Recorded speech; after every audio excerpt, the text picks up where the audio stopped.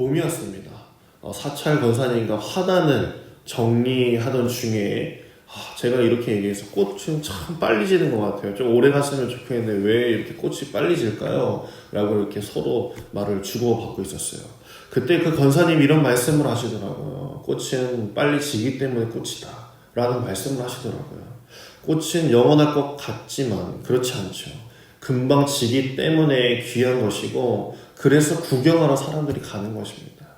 금방 떨어질 것을 알기 때문이죠. 그래서 꽃이라는 이야기를 해주시더라고요. 꽃이 아름다움이 영원하지 않다는 말이고 또한 우리가 하루살이를 보면서 에휴 금방 죽네 라고 이렇게 비웃죠. 어쩌면 우리가 하루살이를 보며 비웃는 우리의 모습처럼 우리의 인생도 영원히 잘 될 것 같은 삶을 살아갈 때가 있습니다. 나 혼자는 나는 영원할 것이고 이렇게 잘된 거 또 형통되는 것도 오래 갈 거야 라고 생각하죠. 사업도 마찬가지죠. 젊음도 영원히 간직하고 있을 것 같지만 그렇지 않습니다. 세상에 영원한 것이 어디 있겠습니까? 어제는 좋았는데 오늘은 손바닥 뒤집듯이 어려운 일이 불어 닥칠 때 불안과 초조함을 느낍니다. 사람들은 그것을 극복하기 위해서 이리저리 찾아 헤매고 동분서주하며 갖가지 방법들을 찾아다닙니다. 본문 시편의 저자인 가인 역시 아주 굴곡진 인생을 살아갔습니다. 늘 흥한 것만은 아니다라고 오늘 말씀에 나오죠. 이스라엘 왕이 될 때까지 그는 파란만장한 삶을 살았습니다. 정점을 찍을 때 그 기쁨과 영화도 아주 잠시였어요. 광야로 내몰리는 그 인생이 몇 번이나 있었습니다. 영원할 것만 같았던 영광도 금세 쇠락했고 인생의 변곡점도 아주 깊었습니다. 그런 삶 속에서 다윗은 하나님을 마주하는 그 심정이 어떠했을까요? 먼저 6절을 보면요. 내가 형통할 때에 말하기를 영원히 흔들리지 아니하리라 하였도다 라고 이렇게 이야기하고 있습니다. 사람은 내게 복만 주시면 하나님 잘 믿고 주일 성수도 하겠다라고 이렇게 말하죠. 이렇게 사람들이 기도해요. 주여, 제가 이번 사업만 잘 되면 교회 건축에 진짜 큰 거 한 장 내놓겠다 라고 이렇게 기도하는 사람들도 있습니다.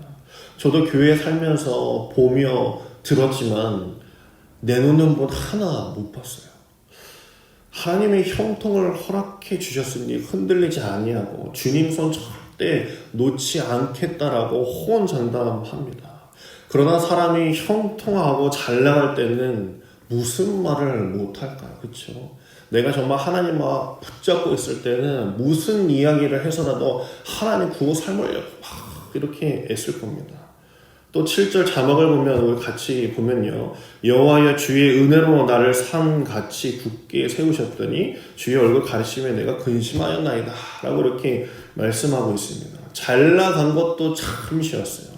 하나님께서 얼굴을 가리셨다라고 말씀하고 있습니다. 주의 복이 사라졌다는 의미입니다. 말년에는 잘해야 하는데 여러 사고로 인해서 하나님의 은혜가 끊어졌다라고 다윗은 이야기하고 있습니다. 믿음이 얕은 자라면 하나님을 저주하고 떠날 텐데도 다윗은 8절을 보면 바로 여호와께 부르짖고 여호와께 간구하였다라고 말씀하고 있어요. 다윗은 어디 엎드려야 할지를 내가 바로 엎드려야 될지를 알고 있었습니다. 좋은 날은 물론이고 슬프고 괴로운 날에도 성전에서 하나님께 아뢰겠다는 결단 아니겠습니까? 그렇기 때문에 다윗은 오점이 많은 인물이었지만 죽는 날까지 은혜 속에 거할 수 있었던 이유가 여기에 있었던 것입니다. 목회자는 이렇게 새벽 시간에 말씀을 전하다가 보면 평소에 보지 않았던, 나오지 않았던 사람이 갑자기 나오게 되면 전화하지 않을 수가 없습니다. 왜 저 사람은 저렇게 집에 가지 않고 기도할 수밖에 없을까? 라는 생각을 하게 되는 것이죠. 그런데 이런 분들이 소망이 있는 거예요. 정말 어려움이 닥쳤을 때 집에서 울고만 있는 것이 아니라 주님 앞에 나와서 기도할 수 있다는 그 마음을 가질 수 있다는 것이 소망이 있는 것이죠. 이스라엘 백성들은 이 시편 30편을 언제 불렀을까요? 이 성경에 보면은 파란색 주제어 표시가 있습니다. 없는 분들은 나중에 좀 돈을 좀 더 주고 좀 성경을 사세요. 이렇게 파란색 주제어 표시가 있을 거예요. 다윗의 시, 곧 성전 낙성가라는 그런 주제어 표시가 있을 겁니다. 다윗의 이 아름다운 시를 그의 아들 솔로몬은 성전을 다 짓고 봉헌식을 할 때 불렀다라고 이렇게 이야기합니다. 솔로몬이 한창 잘 나갈 때 정적을 찍고 있을 때 불렀다라는 것이에요. 솔로몬은 자신이 궁에 있으면서 아버지가 구테타를 당할 때 버선발로 맨발로 압살롬 형의 쫓김을 받아서 도망치는 모습을 다 본 사람이었을 겁니다. 아, 이제 아버지도 이렇게 끝나는구나. 하나님의 영광이 저렇게 끝나는구나 라고 생각을 했지만 끝까지 주님 붙잡고 회복이 되어서 다시 성으로 돌아가고 주님의 전으로 나와 그 성막 앞에서 무릎 꿇는 그 아버지의 모습을 다 보고 자랐을 거란 말이죠. 어쩌면 그 다윗의 그 모습에 큰 감동을 느끼며 하나님을 느끼기 시작을 했을 겁니다. 아, 우리 아버지의 모습을 보니 정말 하나님을 믿고 있구나. 하나님께 사랑해주시구나 라는 것을 알게 됐다는 것입니다. 제가 얼마 전에 남자 청년들하고 이야기할 시간이 잠깐 있었어요. 믿음의 2세들은 믿음을 가지기도 어렵고 유지하기도 어렵다라고 이렇게 그들이 이렇게 이야기를 하더라고요. 한 청년은 이렇게 얘기해요. 예의상 나와주는 거죠. 아버지 어머니가 안 나가면 돈줄 다 끊겠다는데 어떻게 안 나와요 하면서 그런 이야기를 하더라고요. 결론은 이런 이야기였어요. 자신들이 지금껏 교회를 등지지 않고 신앙으로 버티고 있는 것은 내가 잘나서 그런 것이 아니라 자신의 부모님들이 신앙의 모습을 그렇게 보여주었기 때문에 그랬다는 거예요. 잘 나갈 때 누가 무슨 말을 못하겠습니까? 하지만 자신들이 어려울 때, 부모님들이 어려울 때 기도하는 그 모습을 보고 자신들이 그 믿음을 쫓아가고 있다라고 그렇게 표현을 하더라고요. 어느 집 자식인지는 말 못하지만 얼마나 대단하고 기특합니까? 남자 청년을 둔 부모님들은 오늘 새벽에 가면 이불 한번 덮어주세요. 그렇게 잘하고 있는 친구들입니다. 힘들든 어렵든 기쁘다 할지라도 부모가 어디에 중요성을 두고 있는지 알았기 때문에 그 믿음이 자라나는 것이에요. 다윗의 후손들이 성전에서 이 노래를 부른 이유가 어디에 있겠습니까? 다윗의 믿음을 솔로몬이 알았고 그 후손들이 알아가고 있었기 때문이에요. 우리 인생에는 좋은 날도 있고 하나님의 얼굴을 가리는 것 같은 어려운 날도 분명히 있지만 언제든지 성전에 나와서 예배 드리겠다는 한결같은 결단이 필요한 줄 믿습니다. 결단하면요 말이 짧아집니다. 이래 볼까 저래 볼까 하나님 내가 이렇게 해보는 게 맞을까요? 목사님이 저렇게 해보는 게 맞을까요? 라고 이야기를 늘어놓는 것이 아니라 결단하게 되면 말 짧아져요. 오직 기도하는 자가 된다는 것입니다. 다윗도 하나님께 할 말이 왜 없었겠어요? 왜 핑계댈 게 없었겠어요? 나도 사정이 있다고요 하나님. 이런 거 말하지 않았겠습니까? 그러나 그 말을 다 거두고 다윗은 죽으나 사나 오직 주님뿐이라는 생각 하나로만 주님께 먼저 엎드렸다라고 오늘 말씀에 나오고 있습니다. 기도의 시작은요. 내가 기도를 시작할 때는 하나님의 마음을 어떻게 좀 변화시켜보려고 할까?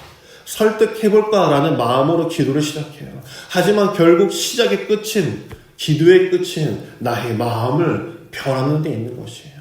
그게 기도인 것이에요. 내 마음이 변화되는 것, 그것이 기도인 것이죠. 11절하고 12절을 보면요. 주님만 붙잡는 다윗의 마음을 변화시켜 주셔서 어떻게 변화가 되냐면 근심 대신 찬송을, 대 대신, 제 대신 화관을, 찬송의 옷을 주셨다라고 이렇게 말하고 있습니다. 믿음은 보여주면 가는 것이 아니라 믿기 때문에 가는 것입니다. 오늘 우리가 이 자리에서 나와서 기도하는 것도 주님께서 뭘 보여주셨기 때문에 내가 그거 보고 가는 것이 아니라 믿기 때문에 주님 바라보고 기도를 시작하고 있는 것이에요. 내가 알 수 없는 길이기 때문에 주님은 나의 생각보다 더 높기 때문에 주님께 기도하는 건 아니겠습니까? 많은 이들은 두려움 앞에서 낙심하고 참 저 벽은 높다, 큰 파도이니 내가 어떻게 하겠어 라고 낙심할 때가 있어요. 그러나 우리는 이긴 사람들입니다. 믿으십니까? 예수께서 이미 승리하셨어요. 왜 두려워하십니까? 기도로 승리하시는 여러분에게 간절히 소망합니다. 우리는 아브라함이 보았던, 다윗이 보았던, 예수님이 보았던 그 별빛을 똑같이 바라보고 있어요. 그 하나님이 다르지 않다라는 이야기를 하는 겁니다. 주께서 구원받는다라고 말씀하시면 구원받는 것이고, 주께서 낳는다라고 하면 낳는 것이고, 주님께서 말씀하신 대로 믿으면 그 말씀대로 이루어지는 것입니다. 믿는 자들에게 이루어지는 것인 줄 믿으시고, 오늘 이 시간 간절히 기도하시길 소망합니다. 지금까지 지나온 경로, 걸어온 발자취를 가리키며 나의 인생이 주님 은혜 안에서 기쁨이 되었다고 고백하십시오. 통곡할 수밖에 없는 우리 인생 가운데에서 슬픔이 기쁨 되는 저와 여러분에게 간절히 소망합니다. 기도하겠습니다. 자비하신 하나님, 빛이 되시는 당신의 이름을 찬양합니다. 주여, 어둠의 긴 터널을 지나고 있는 우리를 불쌍히 여겨 주십시오.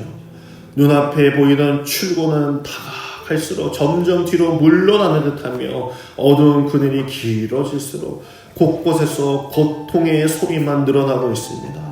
주여, 희망 없는 저희에게 주께서 빛이 되어 주시고 빛이신 주님을 바라보며 옆에 있는 이들의 손을 꼭 붙잡고 함께 기도하며 뚫고 나아갈 수 있도록 주여 인도하여 주시옵소서. 넘어져도 주님의 울타리 안에서 넘어지게 하시며 주께서 일으켜 주시는 그 손을 붙잡고 다시금 희망을 가지고 소망을 가지고 나아가게 하여 주옵소서. 기도를 들으시는 하나님, 희노애락의 순간마다 감정의 흔들림 없이 주를 따르길 원합니다. 연약한 손을 잡아 일으켜 세워 주시옵소서. 믿음으로 준비하며 한결같은 결단을 하며 나아갈 수 있도록 때마다 저희를 인도하여 주시옵소서. 주여, 우리 교회가 새로운 꿈을 가지고 실현하고자 발을 내딛습니다. 그 발걸음을 가볍게 하시며 기도로 승리하게 하시고, 또한 앞에서 기도하시며 영적으로 이끄시는 우리 목사님 지치지 않게 하시며 성령으로 충만케 하사 놀라운 역사가 일어나는 하나님의 교회 되도록 하나님의 사자 되게 하여 주시옵소서. 오늘도